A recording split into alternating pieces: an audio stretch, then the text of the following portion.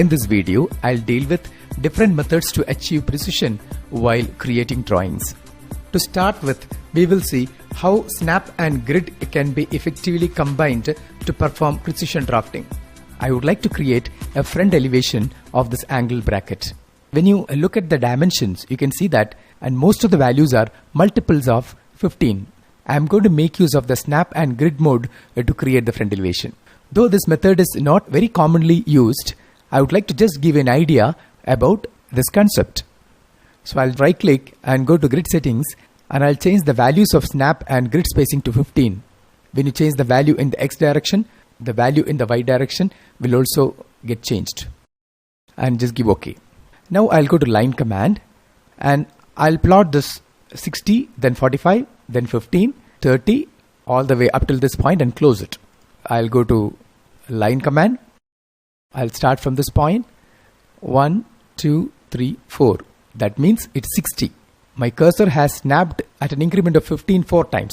So I have plotted 60 units. Similarly, 1, 2, 3, it's 45, then 15. This is 30, and you can come all the way up till this point, and you can come back to this point. Just give an enter. Then give one more line command. You can draw a line connecting this endpoint and this endpoint. This is how the front view of this figure will appear. In a way, this method is easy, but since you are already familiar with better methods, you can stick to those methods. I'll turn off the grid as well as the O-snap buttons at the status bar. Next, I'll introduce you to the concept of object snapping or O-snap in AutoCAD. I'll start with a line by picking 2 points. I would like to draw another line from the endpoint of this line. So I'll just give enter to repeat the line command, and I'll just pick a point here, pick the next point here. When you look at this intersection, you might feel that it is perfectly accurate. But according to AutoCAD, this is wrong. Just zoom in this area and find out yourself. This is the inaccuracy. From this, it's clear that picking a point in AutoCAD using the mouse is not recommended. I'll erase this line. So how will you pick this endpoint? See, in AutoCAD, we have already discussed the methods to define new points, like absolute, relative, polar coordinates in the last tutorial. But if you want to pick precise or qualified points on existing objects, you should always make use of object snapping or O-snap. So what is O-snap? So O-snap is a method in AutoCAD using which you pick qualified points on objects. What is meant by qualified points? I'll draw a circle here with center radius method, then give enter, one more circle here. Qualified points are those points which are unique points. Take a line, for example. How many qualified points can you show me in a line? A line has got a start point, end point, and a midpoint. You cannot find 2 midpoints because it's a unique point.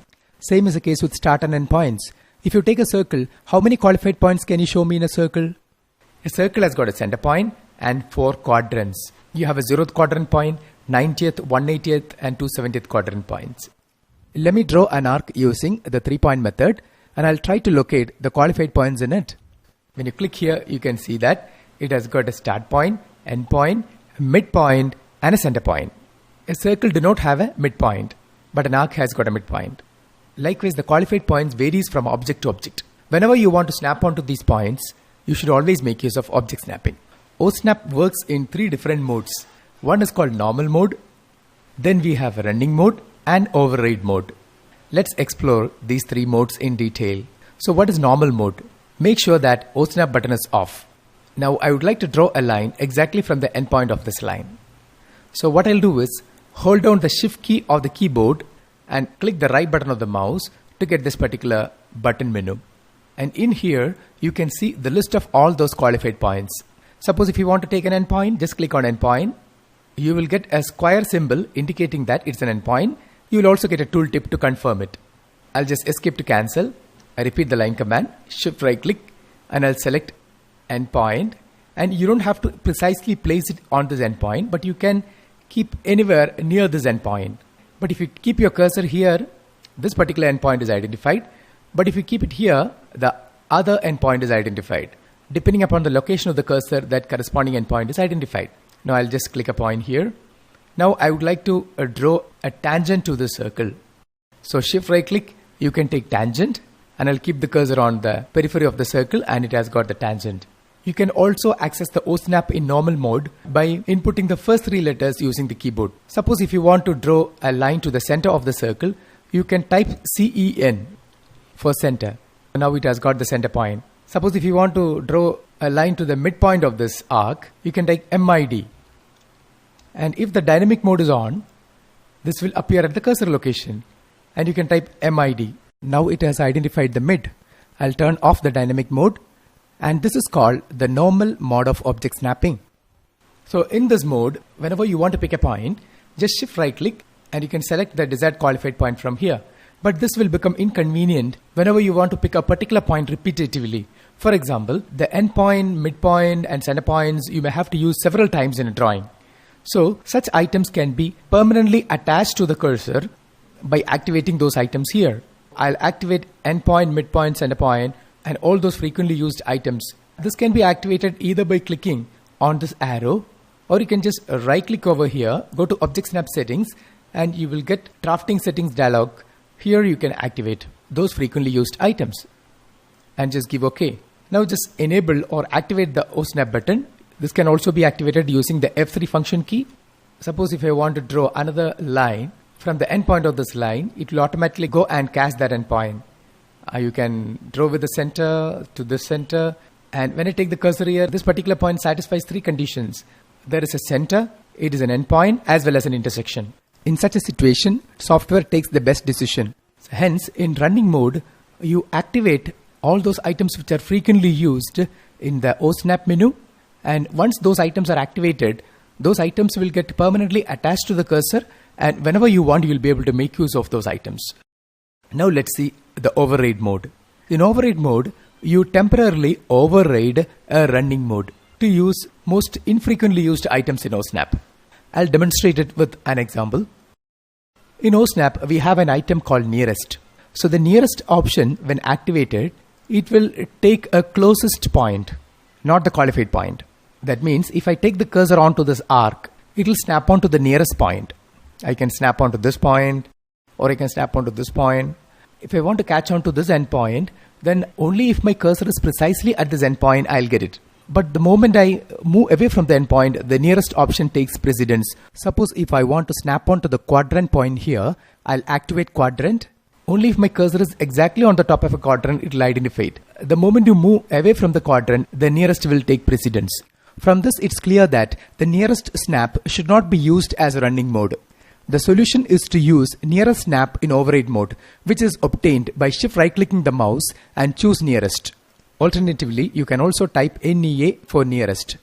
Now I have only the nearest OSNAP item attached to the cursor. The rest of the items are disabled. No endpoint, no midpoint, nothing. Suppose I want to draw a line to a nearest point here. Just make a click here. Now the nearest is used. That means you are temporarily overriding the existing running OSNAP. Once the override mode is used, you will come back to the running mode. Now I am back to my running mode. You can also access the override mode by right clicking, and here you have a snap override. For example, I need perpendicular. Perpendicular is not permanently attached. I need perpendicular and I want to draw a perpendicular to this line. So you can take the cursor onto this line and make a click. Now it's a perfect perpendicular to this line. So that's all about override mode. So just to refresh, how will you access the override mode? When you are in the running mode, when you have a number of items which are permanently attached to the cursor, and if you want to use an item which is not frequently used, all you have to do is hold down the shift key and the right button of the mouse to get this button menu, and you can access any desired item from here on the top of a running mode. Once you take an item, your cursor will have only that particular item attached. And once you use an override mode, you will come back to the running mode. And there is also another method to use it. Simply right click the mouse and you will get OSNAP overrides and you get the same items from this menu. Now let's quickly go through all the items in the OSNAP menu. You're already familiar with endpoint, midpoint and center. Center is normally used to snap onto the center point of a circle, arc or ellipse. But what about geometric center? This is a new feature which is introduced in 2016 version of AutoCAD. I'll demonstrate it. Let me create a rectangle using the rectangle command in the draw panel, and I'll click the first corner and the opposite corner to define it. Now I would like to construct a circle right at the geometrical center of this rectangle. Without drawing construction lines, if you want to do it, we used to make use of some other methods in the previous releases of AutoCAD. But now we have geometric center. So I'll click on the circle command and take center radius option. The moment you bring the cursor onto the rectangle, the geometric center is identified. This particular symbol represents the geometric center. Then just click there, the center is identified, and you can drag to specify radius. The same option can be used to get the geometric center, which we call as a centroid of any irregular shape. There is a command called polyline in AutoCAD. We'll discuss about this command in detail in some other video. I'll pick a number of points to create this polyline. So the polyline can also be made up of arc segments. So right click and go to arc option, make an arc, then one more arc here, then I'll come back to line, then I'll connect with this. Suppose I want to get the geometric center of this particular irregular shape and I want to plot a point there. So you can go to draw panel and you have an option called multiple points, which is nothing but the point object which you have learned in the last video. So click on the point and just make a click there. And just give an enter to go out of this command. And you can go to DDP type and change the point display type. I'll give this particular representation for the point. Now you have plotted a point. The next option is the node option. When the node is active, you will be able to snap onto a point object, which is plotted either by using the point command or obtained through some other commands, which we'll see later. Now I would like to draw a line from the node. So even if the geometric center is turned off, you can exactly snap onto this node. Now the node is working. Click on it and I'll connect it with the center. Next we will see the extension snap. So I'll activate the extension snap. I'll erase this object. I'll draw a line from here. I'll activate the ortho and pick the endpoint here. Then I'll draw an arc, a 3-point arc, 1, 2, 3. I'll give line command again and I'll keep the cursor onto this endpoint. When I move the mouse, you are moving along the extension of that line. This will eliminate the requirement of drawing construction lines.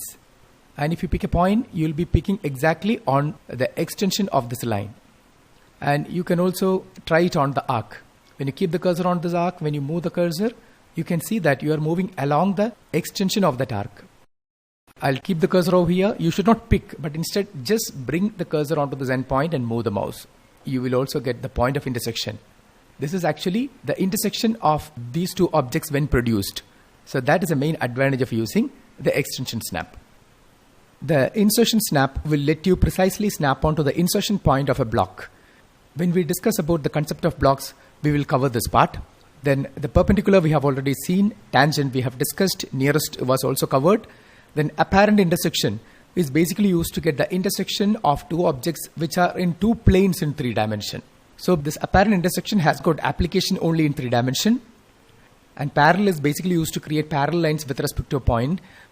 To create parallel lines in AutoCAD, we make use of a command called offset. So this particular snap item is very rarely used. So that's all about the O-snap.